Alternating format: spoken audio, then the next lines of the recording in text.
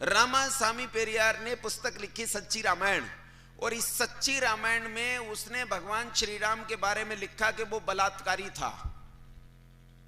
उसने एक आध नहीं, बहुत सारी महिलाओं के साथ बलात्कार किया। भगवान श्री राम ने महान रावण का कत्ल किया, जो संसार में सुख का फैलाने वाला था।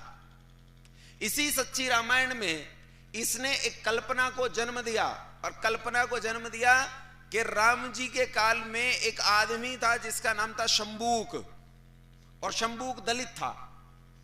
वो तपस्या कर रहा था, तो ऋषियों ने राम जी से कहा कि देखो दलित तपस्या कर रहा है, इसलिए संसार में बीमारियां फैल रही हैं, तुम इसे मार दो। राम जी गए और राम जी ने शंबूक का सिर धड़ से अलग कर दिया, और इस तरह शंबूक को मार डाला। तो राम दलितों का विरोधी, दुष्ट, गुंडा, बदमाश, बलात्कारी, हत्यारा था। ऐसी बहुत सारी बातों से वो सच्ची रामायण नाम की पुस्तक भरी पड़ी है। अच्छा, मैं तुमसे पूछता हूं, उत्तर देना, तुमने शंबूक का नाम आज से पहले सुना? तुमने सुना कि राम जी ने बलात्कार किया? तुमने सुना कि राम जी ने किसी को दुख दिया? अरे भगवान राम ने तो जीवन मर्यादा के अनुकूल जिया, इसीलिए उन्हें मर्यादा पुरुषोत्तम भगवान श्री रामचंद्र कहा जाता है।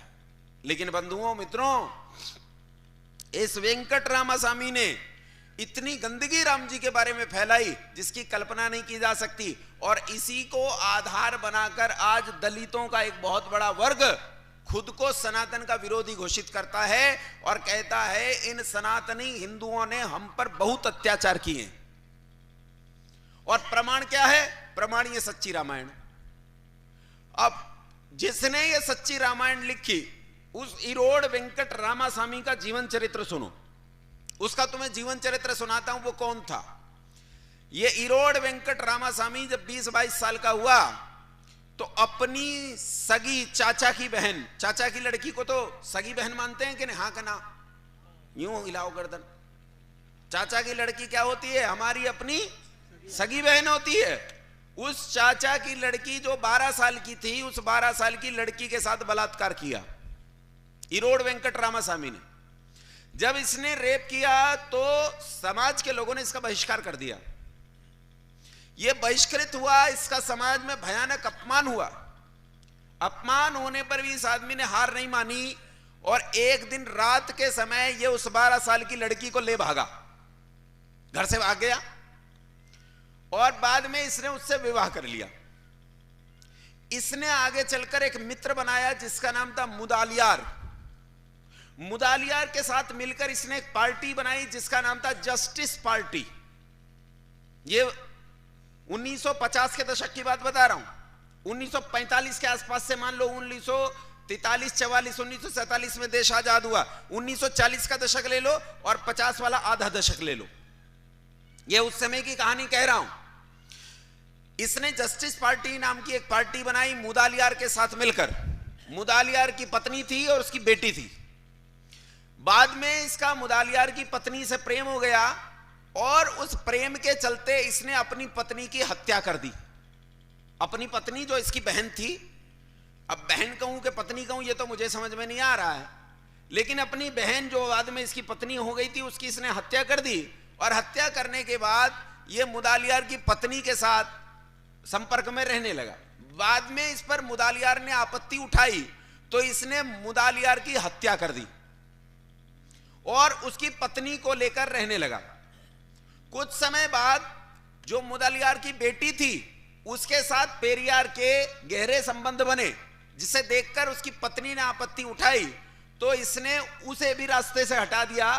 और 78 साल की आयु में मुदालियार ने खुद से 38 साल छोटी अपने मित्र की वो बेटी जो इसकी अपनी बेटी हो गई थी उसके साथ विवाह किया, हाथ में मूत्र की थैली लेकर।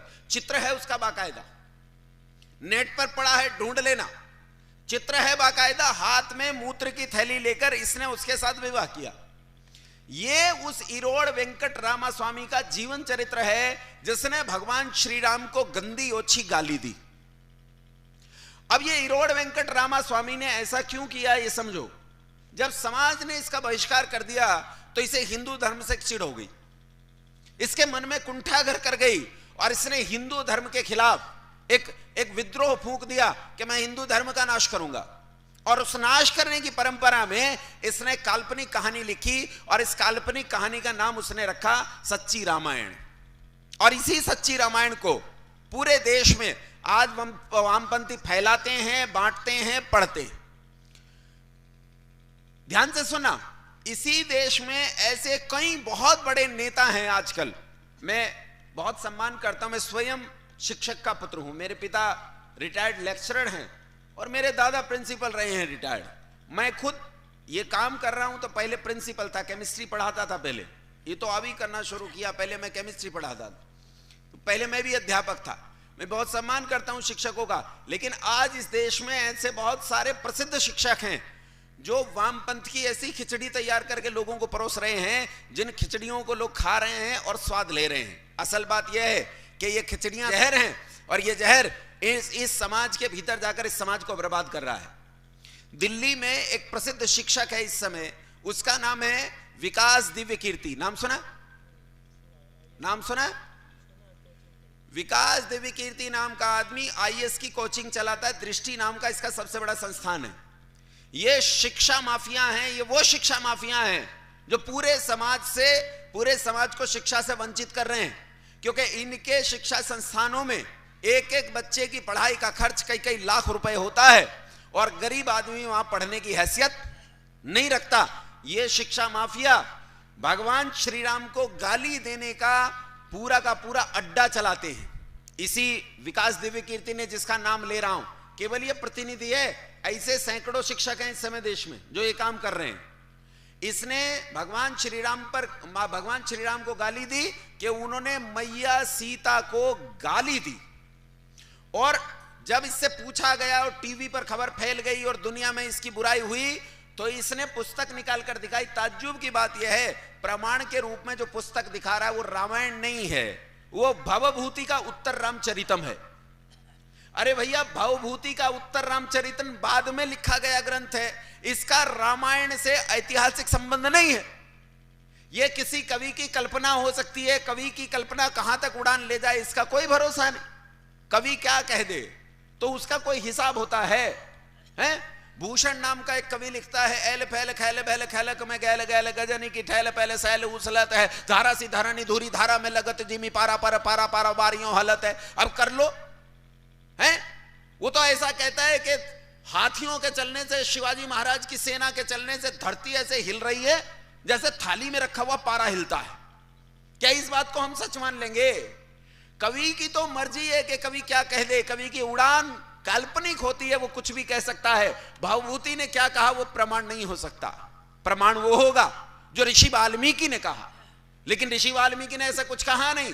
पहले मैया सीता को ऑन रिकॉर्ड गाली दी, अपने छात्रों के साथ हंसा, खिल्ली उड़ाई मैया सीता और भगवान राम की, और उसके बाद विकास दिव्य कीर्ति जो प्रस्तुत करता है प्रमाण, वो एक नकली और झूठा प्रमाण प्रस्तुत करता है जिसका वास्तविक इतिहास से कोई लेना देना नहीं है। दिल्ली में यूनिवर्सिटी में पढ़ने वाले लड़के साड़ी बांधकर यूनिवर्सिटी जा रहे हैं। ये दिल्ली की हालत है। ये पूरा का पूरा वामपंथ पूरे देश में घर कर गया है। और बंधुओं, जेएनयू जैसी यूनिवर्सिटीज में ऐसे ही लोग इकट्ठे होकर नारे लगाते हैं कि भारत तेरे टुकड़े होंगे इंशाअल्लाह इंशाअल्लाह।